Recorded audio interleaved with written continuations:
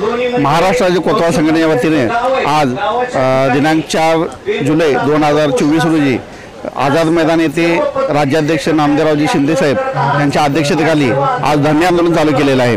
आमची कोतवाल हा घटक इंग्रजांच्या काळापासून आलेला आहे आणि हा त्याच्या चतुर्श्रेणीच्या मागणीपासून वंचित राहिलेला आहे। आपण स्वातंत्र्य काळापासून आमची एकच मागणी आणि प्रमुख मागणी आहे चतुर्श्रेणी, ती आम्हाला शासनाने अजून पण दिलेली नाही आणि या मागणीपासून आम्ही वंचित आहोत। त्यासाठी आतापर्यंत आम्ही हा लढा देत आहोत आणि ही मागणी मान्य करण्यासाठी आम्ही आज 4 तारीख व 5 तारखेला आझाद मैदान मुंबई येथे धरणे आंदोलन केलेले आहे।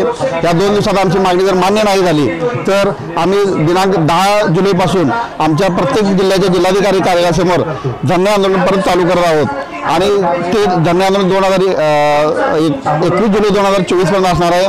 त्यानंतर मी शासनाला जर जाग आली नाही तर आमची राज्याचे महसूल मंत्री राधाकृष्ण विखे पाटील यांच्या गावी आम्ही आमरण उपोषण चालू करत आहोत। जो पण आमची हक्काची मागणी जी आहे चतुर्श्रेणीची मिळत नाही तो पण आम्ही आता आंदोलन थांबवणार आहे।